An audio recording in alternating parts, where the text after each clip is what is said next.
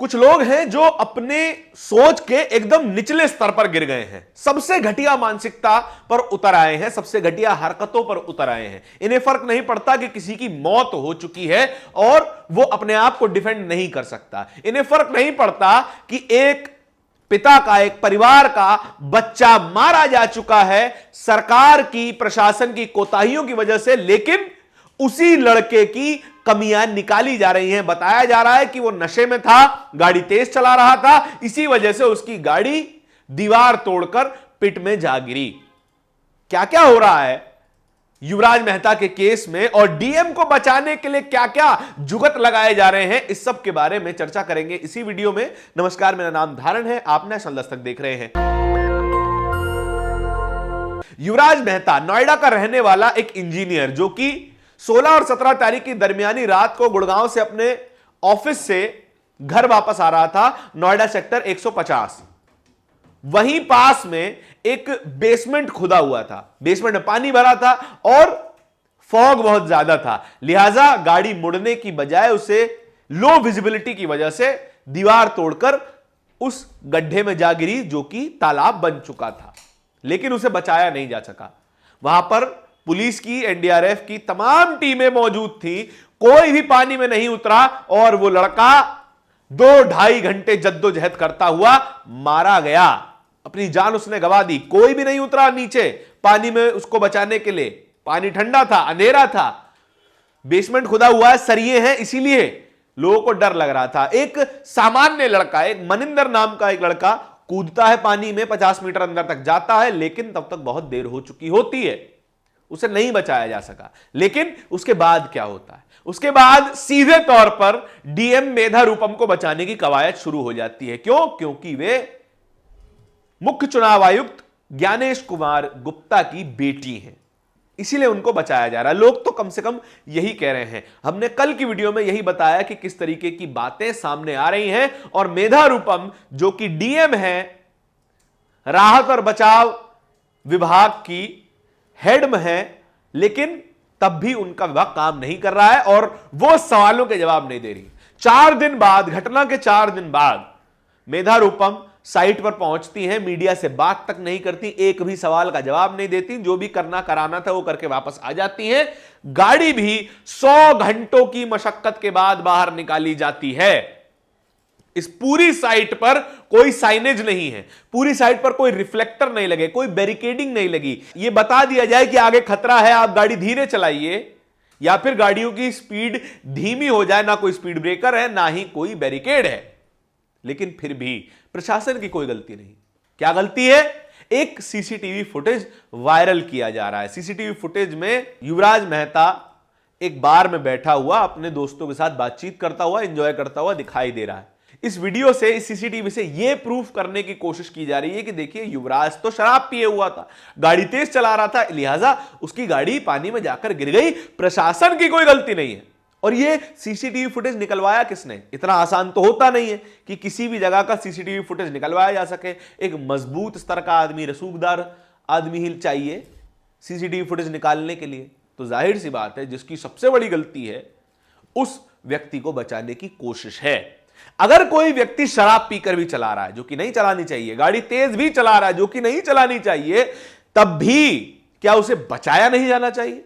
क्या यह सवाल अब खत्म हो जाता है कि क्योंकि वो नशे में था, इसे तो मर ही जाए तो बेहतर है? क्या यह लॉजिक सबसे बढ़िया है? क्या यह लॉजिक सबसे सही है कि अगर कोई व्यक्ति शराब पिए हुए हालत में उसका एक्सीडेंट हो जाए तो उसको मत बचाइए, उसको मर जाने दीजिए? यह क्या लॉजिक हो सकता है? और क्या मेधा रूपम यह लॉजिक मीडिया के सामने आके बोल सकती है? क्या उनमें इतनी हिम्मत है? नहीं है। क्यों? पिताजी के पीछे छिपकर खड़ी हुई हैं। पिताजी हैं तो सब बचा ही लेंगे, इतने बड़े अफसर हैं तो इन पर आंच आएगी ही नहीं। इससे पहले भी बीएलओ को सस्पेंड करने के मामले में मेधा जी हाईलाइट हो चुकी हैं और अब युवराज मेहता की मौत के मामले में भी उन पर सीधे तौर पर सवाल खड़े हो रहे हैं। वे अपराधी नहीं है, यह बात मानी जा सकती है, लेकिन क्या उनकी जिम्मेदारी नहीं थी?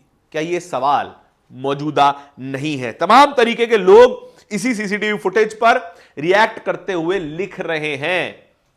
और जो मनिंदर नाम का लड़का है जिसने बचाने की कोशिश की, पहले उसने बताया कि सिस्टम की कोताही की वजह से उस लड़के की जान गई, फिर बयान बदल लिया गया, फिर सामने आकर पहले न्यूज पिंच पर फिर द पीक टीवी पर उसने अपना बयान दोबारा रिपीट किया कि मुझ पर पुलिस ने प्रेशर बनाया था, जबरदस्ती वो वीडियो बनाई गई और मुझसे कहा गया कि ये मीडिया वाले तो एक दो दिन आएंगे फिर चले जाएंगे, तुम्हें और हमें इसी इलाके में रहना है, अगर अपनी जान की सलामती चाहते हो तो हमारे समर्थन में एक वीडियो बना दो।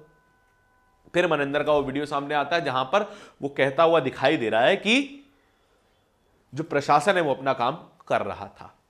तमाम तरीके के लोग लिख भी रहे हैं। आइए देखते हैं जिन जिन पत्रकारों ने इस पर रिपोर्ट किए उनको भी टारगेट किया जा रहा है। देव नाम के ट्विटर यूजर ने कुछ स्क्रीनशॉट और एक वीडियो को शेयर करते हुए क्या लिखा है, उस स्क्रीनशॉट में अभिनव पांडे की रिपोर्ट है।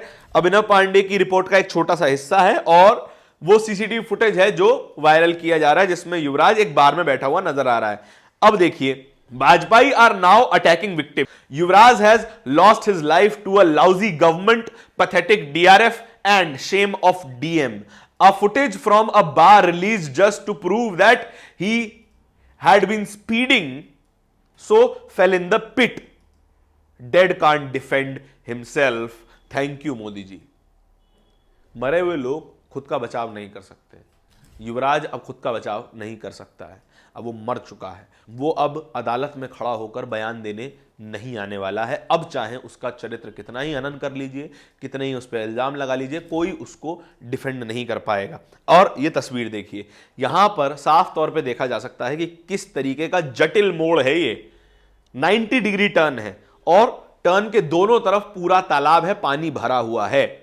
और इससे कुछ दिनों पहले ही यहां पर एक घटना और हो चुकी थी। क्या वो घटना भी शराब की वजह से है? क्या प्रशासन उस ट्रक ड्राइवर का भी कोई सीसीटीवी फुटेज निकाल के पता करवा के बता सकता है कि ये भी शराब पीकर चला रहा था या फिर ये भी तेज गाड़ी चला रहा था? नरेंद्र नाथ मिश्रा ने यही वीडियो शेयर करते हुए कहा है, नोएडा में जिस जगह युवा इंजीनियर की मौत कार गिरने से हुई, ठीक उसी जगह कुछ दिनों पहले ट्रक भी एक्सीडेंट हुआ था, ट्रक का भी एक्सीडेंट हुआ था, लेकिन तब भी उस जगह को ठीक नहीं किया गया, तब भी उस जगह पे कोई रिफ्लेक्टर नहीं लगाया गया। जब जानते हैं कि ये जो है जगह एक्सीडेंट्स का हॉटस्पॉट बन सकती है, तब भी उसको ठीक नहीं किया गया। अब तक भी ठीक नहीं किया गया।